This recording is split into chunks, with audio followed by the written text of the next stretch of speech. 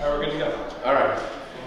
Thank you all for coming out for this candidates forum. We have our 3 candidates for 2 selectmen seat in next Tuesday's election in Newbury. We have Caleb Noble, who's going to be recording this for a later broadcast on cable TV. Let me just explain the format very quickly to you. We're going to try to keep this to an hour. We're going to give the candidates each 3 minutes to an opening statement, and then we're going to take questions, which we will rotate, starting with Alicia, and then going through those. We're going to try to keep those to 2 minutes each. We have a list of questions which we pre-submitted to the candidates so they can think about what their answers are going to be, and then we're going to also take some questions from the audience. Steve DeSalvo from the Foundation, the Plum Island Foundation, are you going to pass out some cards? So over on that table are some index cards and some pens and pencils. Okay. We'd like you to write down your question and submit them to the moderator, or I'll be here if you want to give them to me, I can give them to him. We're not going to try and engage in a debate between the audience and the candidates. It's not really the right format or fair to do it that way. But we want to give, if you have a thoughtful question, we're going to give each candidate an opportunity to respond. Okay? So please feel free to pick up a card or Ron passing them out. And if you have questions that hasn't been covered, we'll try and get to it. Okay. Let me start by introducing the candidates. Oh, let me first say that this is co-sponsored by the Plum Island Foundation and PITA, Plum Island Taxpayers and Associates. Welcome to Plum Island Hall. We've had some discussions with the foundation over the past several months about ways we can work together. And this is one of those ways that we think we can do that, sponsor a forum like this. This is why the hall is here, why we work so hard to keep up the hall. We just installed a new floor. It looks terrific.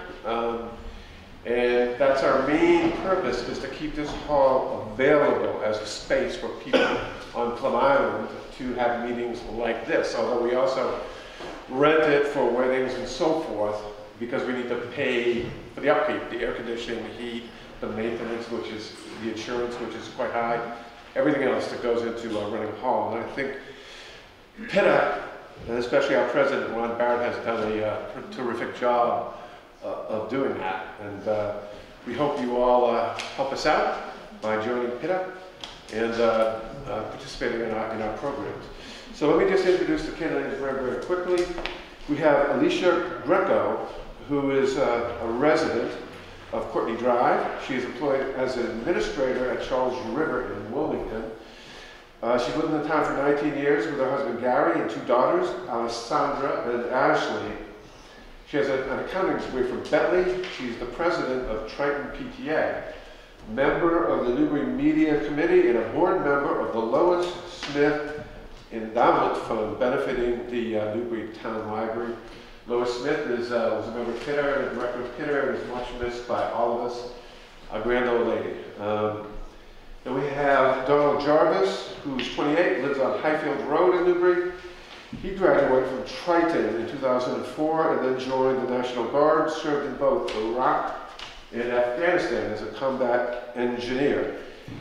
He returned to the States for medical treatment after his vehicle was hit by an IED. He's now back with his service dog Mocha, and he works for the VA in Bedford. He's involved with outreach programs aiding the homeless and veterans with PTSD. He is also the town grades registration officer appointed by Selectmen, whose job is to oversee the placement of flags on the graves of Newbury's and Byfield's veterans for Memorial Day. He's also the co-founder of the Byfield Music and Arts Festival as of last year, which I think he plans to continue this year. And finally, we have Jeff Walker, who's the incumbent selectman. He's 68, lives on High Road. He's a graduate of Clark University and also of Springfield College, where he received a master's in education. In addition to serving as selectman, he's been on the Newbury Planning Board, Conservation Commission, the Old Town Water Commission, the 8 Towns in the Bay group, which is heavily involved in research of the Great Salt Marsh. He's a member of the Sandy Point Association and the Open Space Committee. At the moment, he is a wetlands restoration and research consultant. And also builds decoys, so makes decoys, carves decoys, I guess is the right word, right? Okay, I'll let them further introduce themselves if they so desire. Again, we'll start with the opening statements. 3 minutes. We'll start with you, Alicia. Thank you. Good evening. My name is Alicia Greco, and I would like to thank the Plum Island Foundation and the Plum Island Taxpayers Association for inviting us here this evening to discuss the future of the town of Newbury. I am running for selectman because I care about the community I live in. There are some really big issues facing the town right now. Voters will have decisions to make when they step into the ballot box on Tuesday, May 12th. As your selectman, I will work with whatever your decision may be. I will work to ensure that the needs of the town are met in a cost-effective, fiscally responsible, transparent manner. I believe that I am the candidate that is most prepared to serve as your selectman. I value transparency. As a member of the media committee, I helped launch the Newbury Channel, which airs local government meetings, allowing residents the opportunity to stay informed on issues facing the town. As president of Triton PTA, I understand how the school budget works and the importance of education. I have an accounting degree from Bentley College. I have run my own business, and I am presently employed as an administrator at a large multinational corporation. I'm grateful for the opportunity this forum has given us to hear your concerns, and I welcome your questions. Thank you. Okay. My name is Donald Jarvis. I've lived in Newbury for about 15 years. I live over on Highford Road and Scotland Road. As Al mentioned, I served in the military for about 7 years, toured Iraq and Afghanistan. I'm running for selectman to be the voice of the community. I've noticed there's a huge communication gap between the politics of the town and the people within the community. I'm looking to change that. I recognize a lot of your faces from out knocking on the door. I've talked to some of you guys already, and I'm hoping to get to the rest of you guys before election day. There's a lot of big issues going on in town, and it's very important that you have a voice and a say, and also educated so you can make an accurate vote on election day. That's pretty much why I'm running. We have a lot of big concerns, and it's important that you're educated and aware of these issues and how they will affect you both now and long term. Jeff Walker. I have been a selectman for 2 terms. This will be my 3rd. Chair of the Board of Selectmen. I haven't really prepared an opening statement, so as I look back and I reflect a little bit on the time I've been in politics, the time I've been in your town, and I've enjoyed serving in your town. I'm proud to have served in your town. I think I have to look back, and I heard Alicia say transparency. I have tried throughout my term as selectman to be transparent, to be inclusive, and to be respectful. And as a result, I've also tried to take our committees and boards and works in synergy with the Board of Selectmen and the town administrator to put forth in very hard times some critical needs that are definitely being exposed, and trying to bring forth a tradition of looking at things a little differently. I know everyone's petrified of these overrides. The overrides are there to really inform you of some issues that the town has. So please don't let them frighten you. Please dig into them. Don't think every one of them have to pass. So looking at that as what I stand for in the respect that I want people, as they become part of our town, to look forward to the future and to take respect in the future and to vote, for what they feel is necessary. Thank you. Okay, for our first question, again, we'll start with Donald. Since we started with Alicia on the opening statement, here's the question. And again, we'd like to give each of the candidates 2 minutes to answer this question. And then we'll again rotate as we move through the list of questions. Mr. Jarvis, what is your opinion of the debt exclusion ballot questions? Would you vote yes or no, and why? Okay, question number 1 pertains to the Triton Stadium that they're looking to conduct for our students. Currently, I don't feel we have to have an extraordinary stadium as proposed. We don't need the artificial turf, and it's going to cost, it's costing about $3.5–4 million. I would like to see it be kept simple, like the simple town that we live in. We don't need a stadium to compete against St. John's Prep, North Andover, or UMass Lowell. We're simple people in a simple town. Let's keep a simple stadium. It doesn't, the outline of the stadium or the way the stadium design will not reflect on the students' ability to perform their sports or perform in the marching band. I was in the marching band for 4 years. I understand the importance of it, of having a home stadium. I also don't think, I mean, with that said, it doesn't need to be fancy. I'd also consider getting sponsorships to help offset the costs from the taxpayers, from Nike, Reebok, Under Armour, or Adidas. It would help, it could potentially help reduce the cost and the taxes needed to do the stadium. As it stands right now, I would not support question 1 on the ballot next Tuesday. How about the other question? Question 2 would be the snow and ice removal budget, increasing it by about $100 grand. With that said, I do support that. It would help us in a winter like this year where we got absolutely slammed in the snow. I do believe when we go over budget, we have to go to the state for assistance. By increasing the budget, it would allow us to ask for less money from the state, which would probably increase our odds of getting all the money we ask for. With multiple towns asking for money, the higher we ask, the less likely we are to receive all the money. With question number 3, pertaining to the new police building and the fire complex, the price tag is very frightening.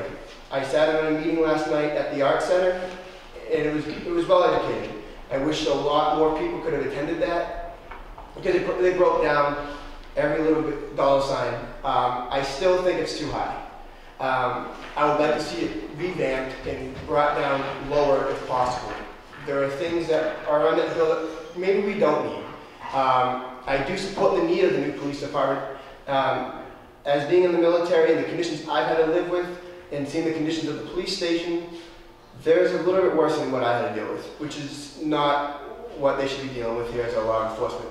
I'm not saying we don't need a new police department. I'm just saying let's make it affordable for the taxpayer and the community and get the job done effectively.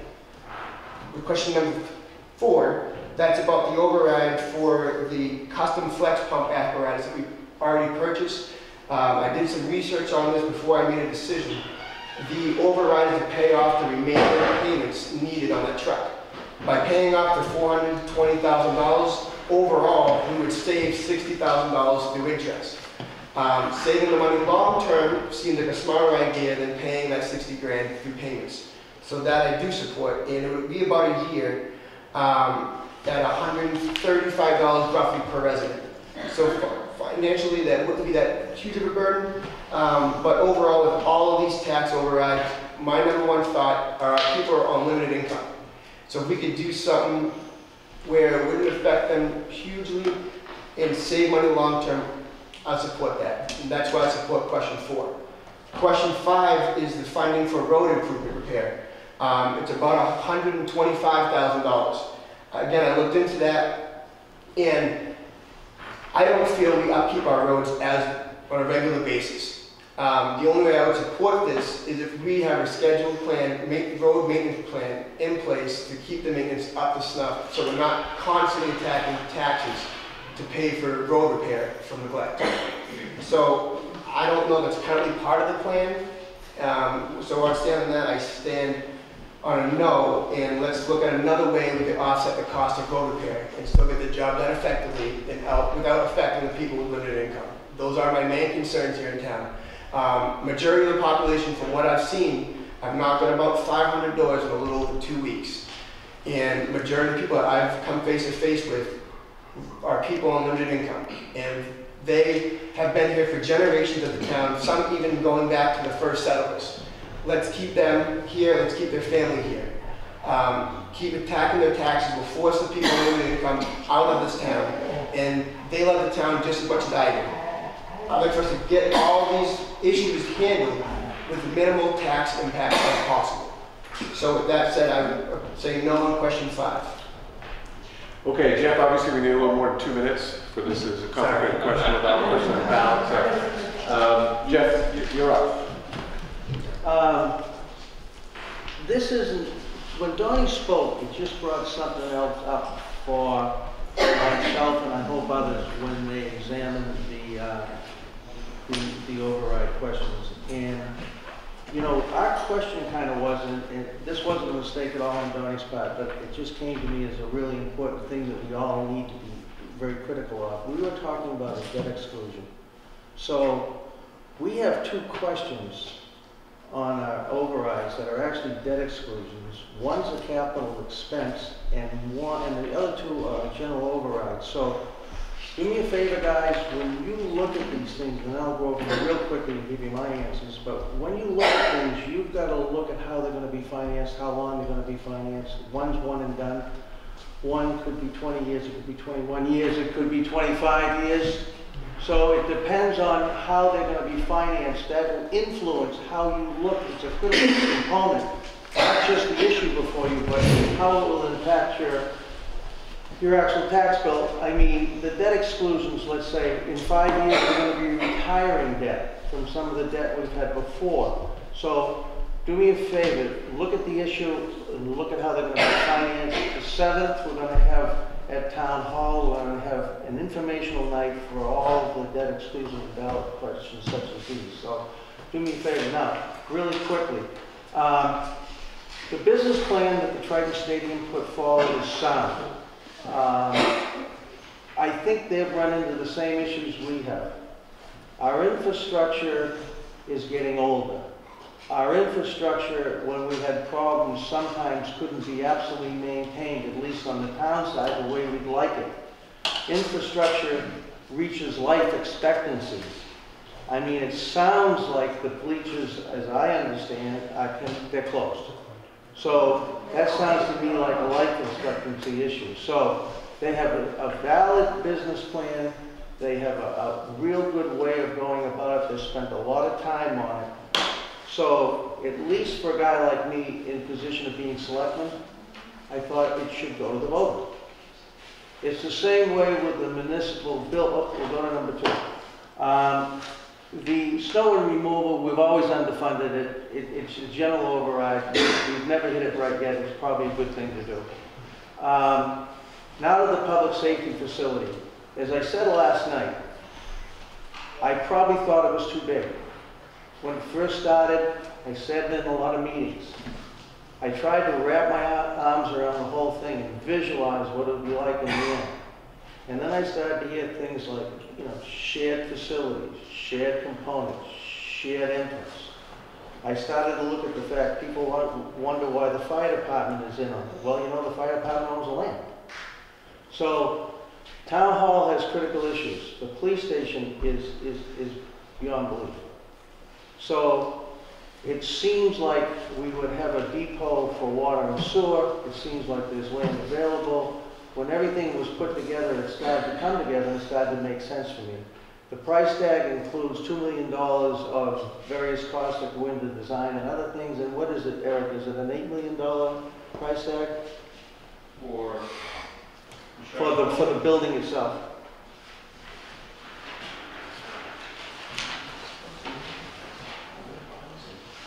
Goal for the police station is $4,098,000. Fire department, half of it is $3,800,000. $1 million for the town hall. So the total construction cost is $9 million. All right, so going forward, for the purpose of taking time, you know, that kind of makes sense when you think of it as a big picture. And municipal people have to plan for 50 years. We're trying to give you what is a long-term smart solution. The pumper, Donnie did a good job.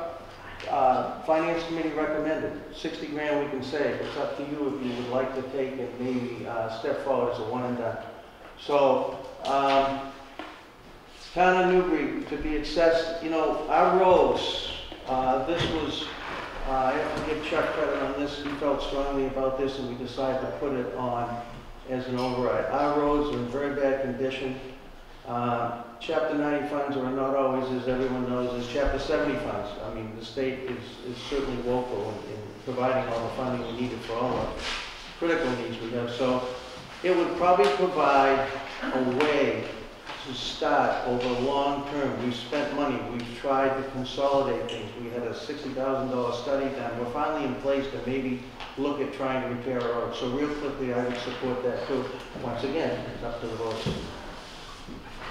Okay, Alicia? The Triton Stadium is condemned.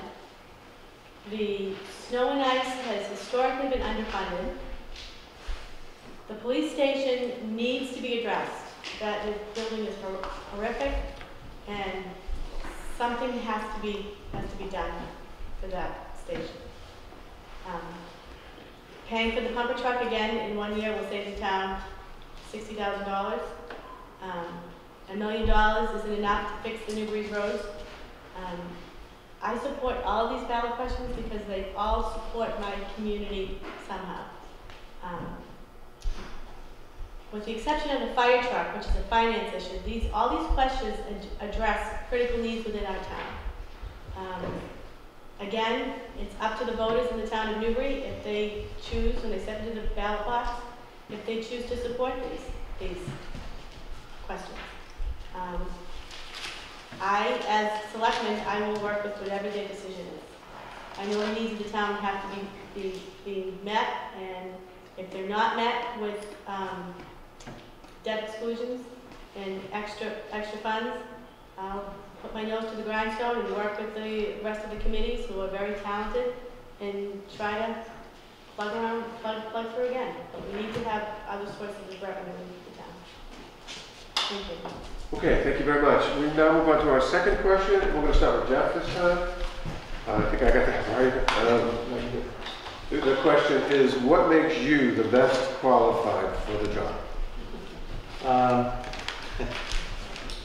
You know, I kind of look back and how I got here, and I think it's been a process for me anyway as to why I'm in public service. My father, who a lot of people, if they're older especially, remember my father. He was the famous artist, but he was a selectman in Salisbury. And I can remember in Salisbury, I mean, just growing up, you remember things. I can remember the highway superintendent, his name was Martin Millett. I can remember being there at Christmas, and he said to my dad, the budget was in trouble in Salisbury at that time. He said, I can't pay my men for Christmas. So, you know, I can remember my father's answer, I'll be in tomorrow, we'll make sure that the people get paid. My father went on to be a state legislator. So early in my life, I saw his public service, and I kind of fell into that probably way of thinking that I would follow in his footsteps. I was pretty well educated. I also built my own house, built my own buildings, and had a business for a very long time.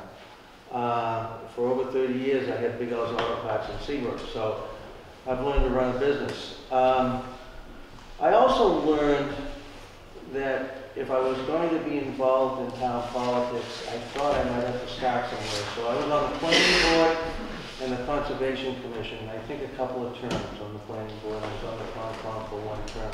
It taught me a lot. It taught me that I can have ideas and I can have opinions, but that we do have a talented Board of Selectmen. We have a very talented FinCom. We have a talented, now we have capital. We have a talented town administrator.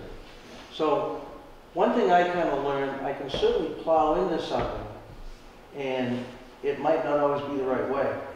And I've learned that ultimately, it's the work you do in your committees and boards. It is all the things you look at. It is the fiscal side of things. It's the town side of things that makes a wise decision. So everything is a process I have learned. I've learned that we just don't have all the answers. So that's why I think that process has brought me far enough along that I think I'm still valuable to the town. So Alicia? As a taxpayer in Newbury, your concerns are my concerns. I understand how the budgets work. I understand the relationship between Triton and the three communities. I will not make an uninformed decision. I care about the community I live in, and as your selectman, I will put the needs of the town and its residents first. And I promise you, if there's an issue that comes before me, and I don't know anything about it, I will learn, and I will learn quick. And I will find out for you, and I will never make an uninformed decision. Okay, Donald, again, the question is, what makes you the best qualified for the job? I'm honest, proactive, I listen to the needs and concerns of the people who I'm willing to help. I'm also dedicated and devoted. I'm loyal to the people in the community. I know my duty as selectman would be to serve the people in the community in the best of their interests and the best to my ability. I also take the time to listen and respect the needs of the people in the town and community. But I've already demonstrated that up until today with knocking on the doors and taking the time, talking to the residents throughout the town. I've jumped from Byfield to Newbury and Plum Island, and I rotate every third day. Some people I've talked about it for an hour and a half, some a half hour, some for 5 minutes. I also understand I put the welfare of the town and the taxpayers before my own. I demonstrate the selfless service that I feel a selectman should have, and that should be larger than an individual selectman. The whole board of selectmen should be going out of their way, listening to the needs of the people, and bringing that back to the board and moving forward. Addressing any concerns that may come down the line, like the Triton Stadium, solar panels, the police department, etc. Everything I do with honor and integrity. I do what is right, not just for the solution, but for the individual in the community. I don't mislead and I don't deceive. I feel everything I do with personal courage. That does not mean being tough as nails. It suggests the willingness to listen to people's problems, and being willing to go out and bat for them against the toughest situations, and knowing that what I'm doing is right for them. That's why I feel I'd be the best candidate for selectmen. Okay, we move on to our third pre-submitted question here. We'll start with Alicia. And this is the question. This winter, many Plum Islanders were forced to evacuate their homes due to freeze-ups in the sewer system. Recently, the head of the Newburyport Sewer Department said we can expect these kind of freeze-ups in the future. What can be done to solve the sewer problem at Plum Island?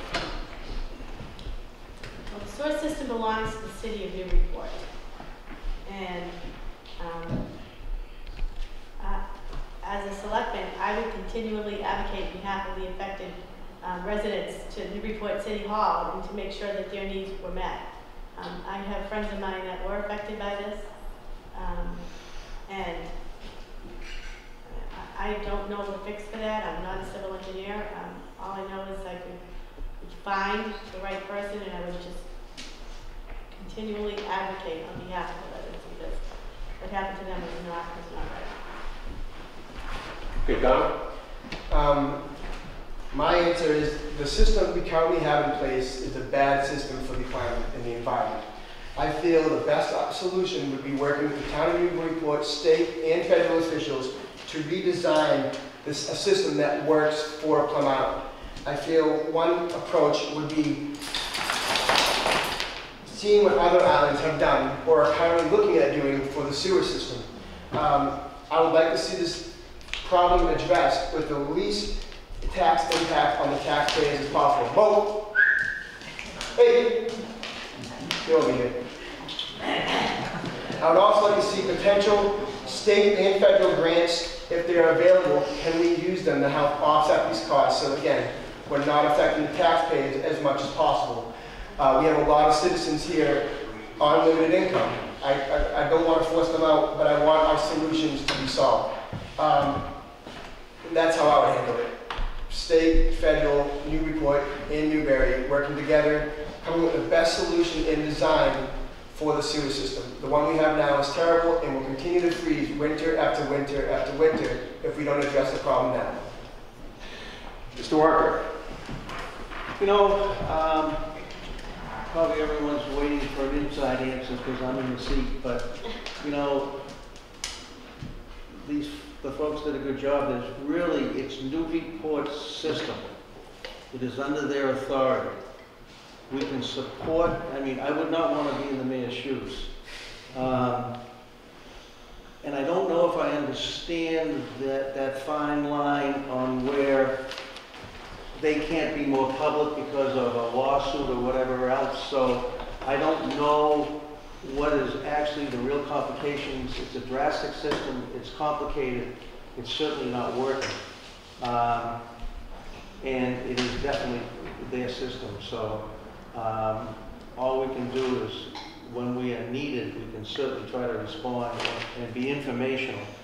I almost think too, and you know, this is not in any way for anyone to say, gosh, now you're putting it back at us, it could be our problem, but as I kind of understand the system, there's 3 houses on a single can, or so I know myself, by next winter, if I've heard that it could occur again, if that's true, I would find every way to make Newburyport or myself locate all the infrastructure that's in my consolidated yard between my 3 homes, because it seemed like a lot of the problem last year was finding stuff. So, and I just asked Newburyport for all the information you can get. So, thanks. Okay, our 4th question, and we're going to start with Donald. In recent years, we've seen significant commercial growth in neighboring communities, including Raleigh and Newburyport. Should Newbury expand its commercial base, and if so, where? We should always encourage commercial growth. I feel a strong local economy builds a strong state economy, which builds a strong economy throughout the country. A strong local economy is something that America should start to build and be actively take a part in. The town of Newbury, we don't have a whole lot of local businesses. I think we should encourage people to start local businesses and encourage development of them and support them. It would increase job growth in the town, and I feel some of the best locations for this could be on Route 1 and Route 1A, where there are main roads going through the town from Newburyport to Raleigh, or from Ipswich through as far as you can go on Route 1. So if I was to look at places to develop businesses, I would say Route 1, Route 1A. Okay, Jeff? Newbury is blessed with bad soils. Byfield was smart enough to put in a water department, and in the Old Town Water District we did, and I'm on the thing, but it was way before me that it should have been started. The question of being able to move forward with what we have ahead of us is going to be something that our board needs to continue to champion. We were able to work, and we didn't do as much work as the planning board did, but we were able to work side by side with the planning board a little bit in the last year or so, and the planning board was able to rezone the commercial highway district bylaw. And just that little tweaking, I don't know if you folks have been down Route 1, and remember, we still don't have water and sewer. But if you've been down Route 1, you're going to see the yoga studio going in. You're going to see Angelo's truck terminal or storage, or, you know, where he's going to bivouac his trucks, that's going in. And you're also going to see a large, very sophisticated self-storage unit going in just beyond Angelo's, just north of the line. So just that little tweaking of zoning, a little bit of creativity in town government has at least put some of those changes forward. So, you know, we're open. We'll take any suggestions. We're working towards the goals, obviously, that have been stated here tonight. Okay, Alicia? I'd like these two co-boards. I'd like to see commercial development as well, but I'd like to see it in business-like industrial or commercially zoned parts of the land.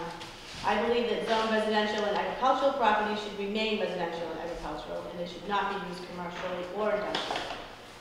The Route 1 corridor is an area that I'd like to see developed. development right now, like Jeff said, is going in there, and these businesses that are going in there really aren't water dependent right now, so it's kind of an easy in for them. But if we do want to promote growth, we're going to have to address the water and probably the sewer issue as well. And it could come up from either end. It could come in from Newburyport or come up from Raleigh. But again, it's going to cost money, and town's tight. So. Okay, we have our fifth question. We'll start with Jeff. What is your position on restoring services to Plum Island? Lifeguards, bathroom facilities, public trash removal, and how would you pay for any services you support? I think all the services that you've stated, I can remember when the cuts, maybe 2008, I can remember when the cuts to public service started and the lifeguards. How long have the lifeguards been going on? Yeah, so it was during the cuts to public service. I mean, if you have a beach, and especially if we ever decide, which we already have parking lots, if we're gonna maybe have a municipal parking lot, you know, lifeguards are a critical issue. So as is probably bathroom facilities and trash pickup. Financing those things is gonna be, you know, probably something that we really sit down and have to think of. I don't have the answer right now. If we have a municipal parking lot, you know, which is on the docket because of the Merrimack Valley planning sub-study, which says a town like ours really should have one because it has needs and displays, even though I'm sure Plum Island would talk to me right now and say, we don't need a parking lot. But that parking lot, the revenue would be dedicated to things like the lifeguards and the, although lifeguards should come back through public safety, but maybe the trash and the bathroom facilities. So, you know, let's discuss that a little more tonight. And I'd like to hear some of the creativity that we have in the room because this is where the issues are. So I'll pass this on. Okay, Alicia, again, what services would you favor restoring and how would you pay for them? Well, they're non-essential services, so they were eliminated due to budget cuts. And since we cut those, the town has tried twice to pass overrides to reinstate these types of services, and both overrides failed. Again, like Jeff says, outside of finding some alternative revenue source, I don't see how we can put that into the budget. We need to fix our roads, we need there's other things, and I'd love to see them, but again, it's all going to take some money, and I really would like to look at alternative revenue sources. Okay, Donald? Yep, I would love to bring back the lifeguards, public bathrooms, and trash removal. It would bring a lot more activity, I feel, to Plum Island, which would be great for tourism in the summertime. One-way revenue would be parking fees, but you can't put all your eggs in one basket. If we do a parking lot fee, I feel we could do a free parking day. It may encourage more visitors to Plum Island, bringing in more business and support for our local businesses here, which again would also bring extra tax revenue to the town of Newbury. If we could find a way to make this work, I would be in full support of reinstating the lifeguards, bathrooms, and trash pickup. Thank you. Okay, our final pre-submitted question, and we're going to start with Alicia here. Give us your top 3 priorities if elected selectmen. The public safety building in Town Hall is the biggest one that I see. That has to be addressed. The Plum Island erosion issue down here keeps me up at night. I have friends that live on the island, and I don't like to see what I've seen as far as the homes down here. That is a bigger issue than Newbury. It's going to need state and federal help, I think, but I think that's in the forefront of my mind. In building up the town's coffers, building up its stabilization fund so that we can weather storms when financial things hit. We don't constantly have to keep going back for overrides every time we need a couple of extra tens of thousands of dollars to fix the roads and do something like that. I just would like to see us be on a stronger financial footing. Okay, Donald? My top 3 priorities are the police department and the town hall. Both of them have critical issues that need to be addressed. The other issue, my priority would be keeping Newbury an affordable place to live, especially for our folks on limited income and families that have been here for multiple generations. My 3rd priority, which would probably be number 1, is closing the communication gap between town politics and the people of Newbury. That is probably the biggest issue we have. That is probably the least costly. I'd like to see our leaders of the town be more actively involved in communicating with the people of the town of Newbury, Plum Island, and Byfield. We have failed in this section for a long time, and I think it's now time to change that and shrink the gap and get people more educated and more informed on what's going on in their town. Okay, Jeff, your top 3 priorities. I was here when they closed the highway down. And I can remember people telling me, why'd you let it happen? How could you let it happen? So what I would like to do as one of my priorities is be able to establish enough linkage between town government, town hall, our town administrator, our finance committee, the board of selectmen, that when we bring forth to you, the voters, the critical needs that we see looming before us, that you really start to look at them. I hope someday we can provide the leadership that everyone doesn't say, oh, an override will never pass in Newbury. Because we're very close on a couple of other places of having buildings condemned. We have got to be able to foster a process where people will really examine it. Maybe I'll be very pleasantly surprised, but that's one of my most important, that's something I'd really like to work on, is being able to bring that kind of leadership to your town and my town. I want to be around for the culmination of the police, fire, municipal building. I want to see that through. And then something I said when I actually ran many, many years ago, I stand on that balance between public safety, the schools, elderly services, the library, other things in our town that matter, that make our town the town you want to live in. And once again, it goes back to what I said on the first part of this statement and my opening statement.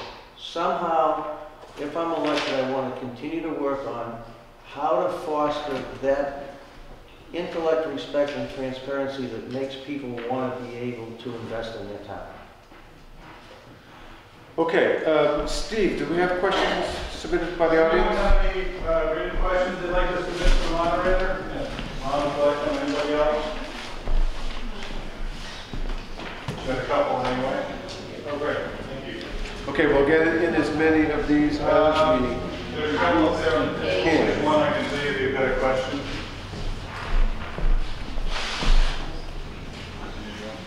Yeah, question. The candy cane problem. Wasn't the candy cane. Yeah, because they were open in front of us on that. This is one question. How about How about if they raised them higher? it's got nothing to do with it. All right. Hold everything.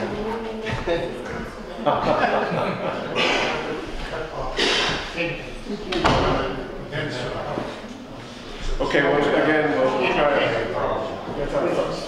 get through as many of these questions as we can before 8 o'clock. So there's our third candidate is back. We will decide with you, Donald, I think.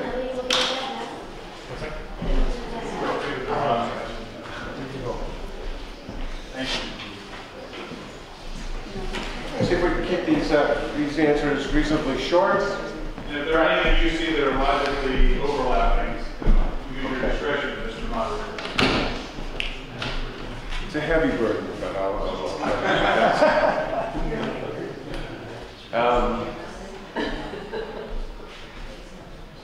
okay, while we're waiting, I just want to point out one thing. If you're not familiar with the hall, you'll see all the photos that we have on the walls. These are some of the projects that PITA has been involved in over the years. either taking the lead or working with other groups on some of these projects. We have the pump station at the point, we have the playground at the point, which we worked with the Mothers Club on. We've got, one of the things I'm very, very proud of is this handicap access ramp, also at the point. I think that was a terrific project. There's a number of other photos, so we're very proud of what we do here at PITA, and we hope you're aware of it. All right, let me just again go quickly. We want to keep these answers, try to get as many as we can. We'll try to keep them maybe to a minute. How long have you lived in Newbury, and are you personally a Newbury taxpayer?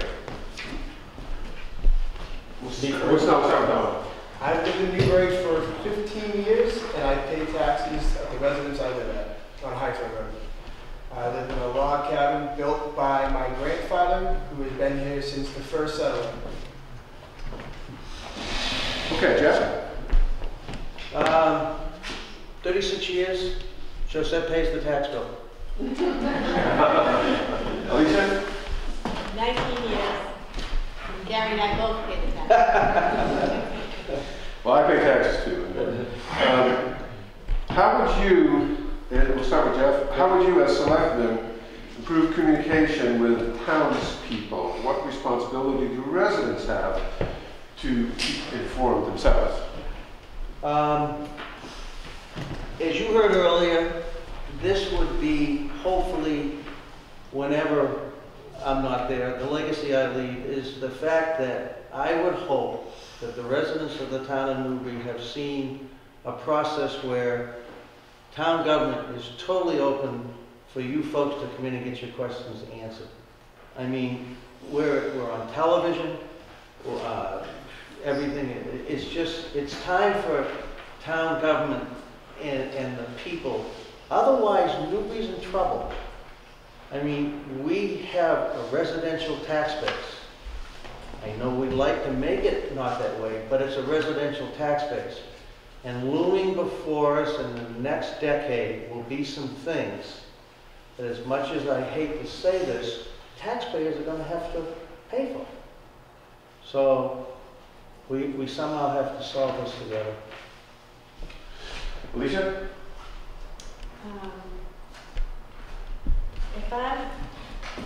If I earn a seat, I would like to work with the town administrator. Actually, I've already approached her on this, with asking residents to submit their email addresses.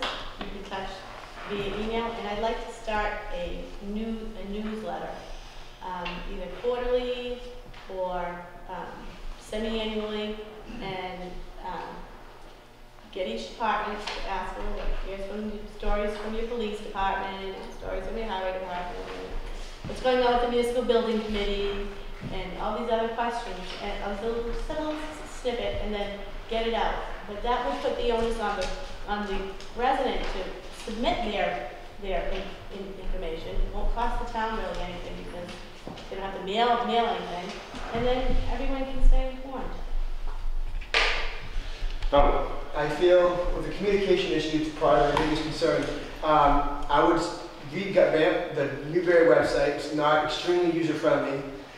With that revamp, I would add a newsletter segment where you would register your email address. Most people nowadays don't use their landline phone and perhaps have multiple email accounts, if not one. So the newsletter would be most effectively probably the best way to get out. That should be done a monthly occurrence. My other thing would be a social media presence. A lot of people nowadays are on some platform of social media. That would be another good way to reach our citizens. Continue working with the daily newspaper, continue working with the TV show, but let's not put all our eggs in just those two baskets. One question I've been asking a few people is, what is the best way you would like for us to reach you? Maybe it's knocking on doors and talking to people, giving out some of your own free time and sitting with people and talking to them and letting them know, A, what's going on, listening to their concerns and their needs. Although we can't do that every day, all year, it might be a good thing to do when there's a big issue like the police department. But I feel that a newsletter would be the step in the right direction. Okay, let's see, Alicia, I have a question here on the centralized 911 system, I guess. Whoever submitted this question, please set me straight if I'm not summarizing this fairly. The question appears to be, why didn't the town have an independent study, analysis of the town's needs, 911 needs, when we could have saved $400,000 a year by using the sheriff's 911 center. I can't answer that question. I don't have enough information on that one. Okay, Donald? I feel as a town, if we could find a way to still have an effective 911 response and save the town money, it might be something worth considering and bringing to the voters. Again, I feel the elected officials should look into this and do some research and then present the idea to the voters. Okay. Yes, Jeff. Can I ask who asked that question? Is that, Paul, is that meaning going to regional dispatch? Yes. We are very unique. I mean, most of the communities in the United States have regional dispatch by either the entire state or the county. Yeah. The state of Massachusetts is unique. We had 277 public safety answering points when 911 was implemented. And I've been very involved in helping implement those situations, but not because of the numbers. We really should join. This is the Sheriff Cousins Regional Dispatch. Right, it's unbelievable. It's an unbelievable facility. He's trying to really do a good job, and I think it's going to, right now, and I'll talk to you afterwards about that figure and cost, because I've run a ground truth that a little, the 400 grand. It'll cost $116,000 a year for the town to join it. Yep. The sheriff's facility, which has and more than one person. A lot of towns are now, we're all looking at this. We're not looking at this. I mean, it's a tough question for Donnie and Alicia. We're looking at it. It's something we've certainly got both sides of our eyes. We also are working with our fire and police, and they're starting to refine what they have as a process. And the only thing, having a son that's a fireman, the only thing that the regional dispatch is lacking a little, getting better at is maybe always the correct address, sending things in exactly the right place at a critical time when minutes count. They're getting a lot better. But right now for our town, and as things, you know, if it saves a lot of money, we have to weigh, is the standards the same? And that's a question you're not going to answer tonight. It's going to take a little research. I was there last week. And we're looking at it. We're looking at the same. And you should go to some of the other towns that have it and ask how it's doing. It's doing very well, but it's growing. I mean, some of the things I hear, and Sheriff Cousins is working really hard at it, and it's a noble pursuit. But we're kind of lucky in a way that right now I think certain towns are keeping it, and they're keeping it because they know exactly where that house is that might have a half number that sits here, and they just know it. So. Okay, thank you. All right, we're getting into the lightning round here before we have our closing statements. As a selectman, who would you say was your boss? I think it's your turn, Donald, to start. Yeah. So as a selectman, my boss is the people of the community. The folks that live in Plum Island, Byfield, and Newbury, they are the boss of the selectmen. We listen to the concerns and the needs of the people, we bring it back, and together, us five work with the other boards if needed to bring the best solution for the needs of the people. So I would say the boss of the selectmen would be the people who live in the town of Newbury. Jeff? That was a really good answer, and I think I'd tag on to that and then add the budget. The budget just makes me cringe. Alicia? Yeah, I mean, we serve at the town's residents. You need to, as far as the boss goes, I would guess, your residents, your voters, people whom that you serve as the town's vote. But I really strongly believe in a collaborative effort between all the committees.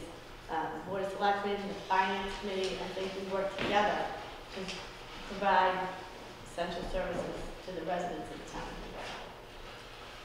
Oh, okay. I think we're starting with Jeff this time.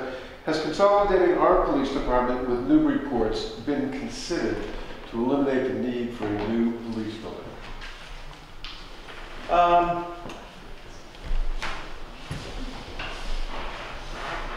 When it comes to public safety, I think if you want a regional guy in public safety, don't vote for him. Because unless it's a critical juncture where this town feels they cannot afford anything but regionalization, I think having your own fire department and your own police department accountable to town government, that you're part of your own process, knows your residents. I'm just that way. And you would have to really show me how having a regional process would in the end save us money. Alicia? I would have to see how that would work. I don't know how you would even approach another town and ask that question.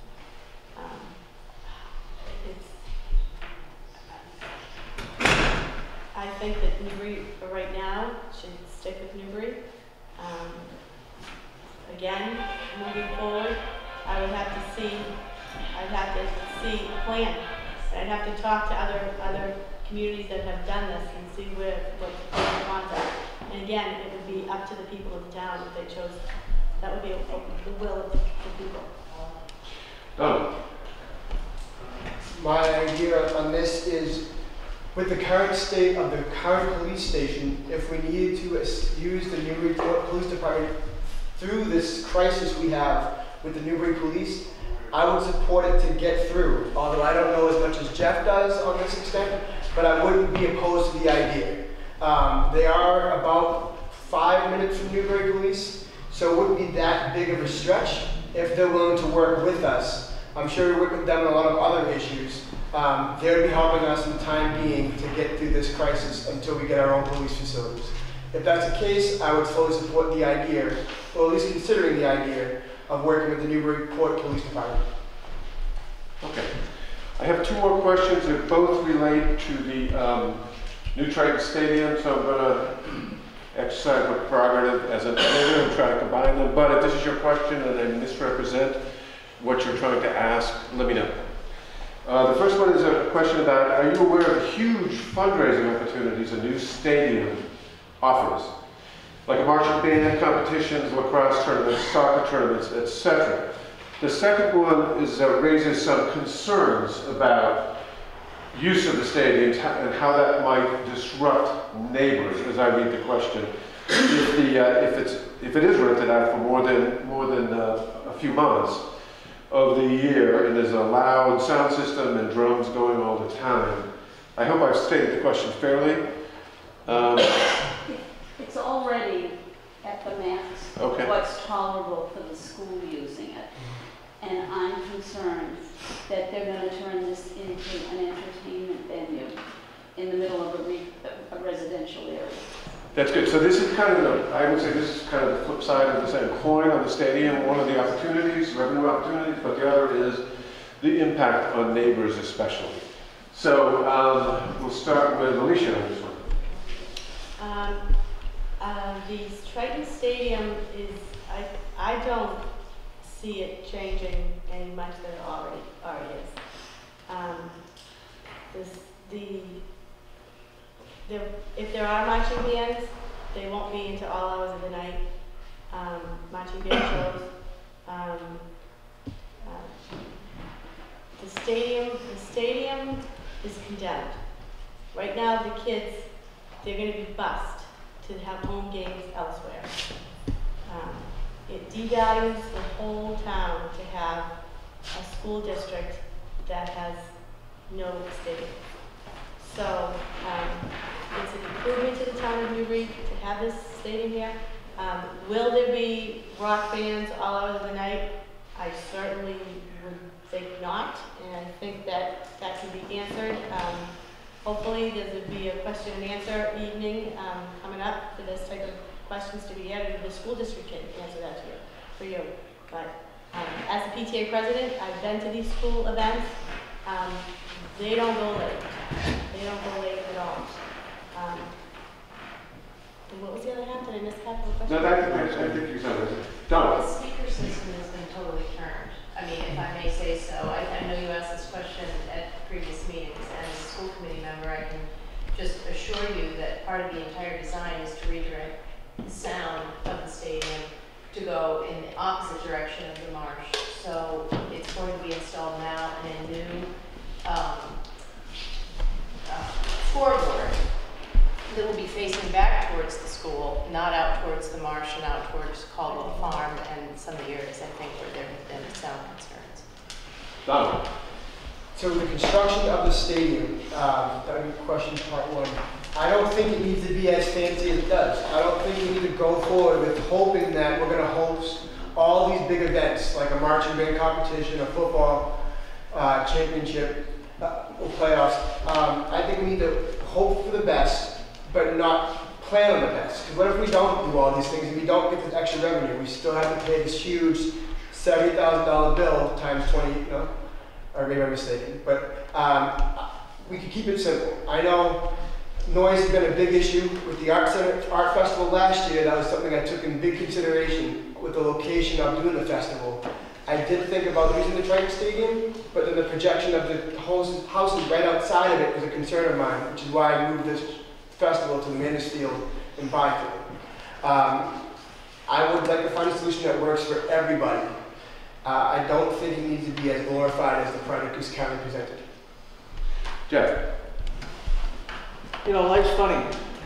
It just shows you that kind of college never dawned on me. So you learn something, you know, they're close. I never really thought about noise.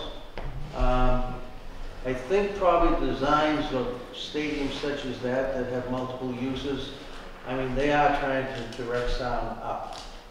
You know, they're probably doing a lot of those sound reduction things. And I'm hopeful, you know, that the business plan, you know, addresses some of those things. And I'm sure after your concerns, they'll look a little more into it. You know, it's funny. This is another component of at least my push. This is a choice now. There's two other towns besides us that are going to make these choices. It was our responsibility as selectmen to put these things on the ballot and make it available to the folks and the voters to make their choices. And that's why I'm going to go just a little askance. When you look at all those things, don't say we have to pass every one. Attach your interest to the ones that, you know, that you think are important. Thank you. I want to give the candidates 1 minute each for a closing statement. I think we've done pretty well keeping to our schedule. I just want to say, first of all, I want to thank our co-sponsors, the Plum Island Foundation, for this event. I think it's been very good and very valuable. We hope to do more in the future. I also like to say, I think the candidates, I haven't met them before, but I thought they were all very well spoken and very thoughtful. I think we're lucky to have 3 good candidates running for selectmen. I hope you all turn out to vote next Tuesday. So we'll have closing statements, and I want to start with you, Don. First of all, I want to thank all you guys for attending tonight. Thank the 2 sponsors, and thank PITA Hall for having us. Like my service in the military, I served honorably with integrity. I've done everything I could for the best interests of the country and the military. As selectman, I do the same thing. Serve with honor and integrity and stand by the people of Newbury. I hope that come next week when you guys vote, you put that in consideration, that I think we each be great candidates. I hope it's something that's considered election day. vote for the person that you feel represents you the best. I hope it's me. Thank you. Okay. I also would like to thank everyone for coming tonight. The sponsors of Middle Hall for having us. You know, once again, I probably have learned as much about being a selectman as you can ever imagine. When I first started, I thought everything that came before me had an unqualified, simple solution. I have learned that it is never that way. And every day that I am involved, thanks to you folks right now, at least for a while, in town politics is a learning experience. I would hope that you would vote for me because there are some things I would really like to finish up doing. I think these are critical times. I think because of that learning process, I probably could be very beneficial to the town as we head into some critical times. Alicia. There are 5 ballot questions that need to be decided by the voters of Newbury on Tuesday, May 12th. As your selectman, the voters of Newbury will tell me how to proceed once the ballots have been counted. I will do the necessary research and on each issue that becomes before the board, and I will not make an uninformed decision. I've lived in Newbury for 19 years. I've raised two daughters here. I'm active in many different aspects of our community, and filling a seat in the Board of Selectmen feels like the next logical step for me. I am beholden to no one. My decisions will be made independently, and you can trust that I will put the residents of the town of Newbury first. I cherish the character of Newbury, and so I ask for your vote on May 12th. Thank you. Okay, again, thank you to all of you folks for coming out tonight.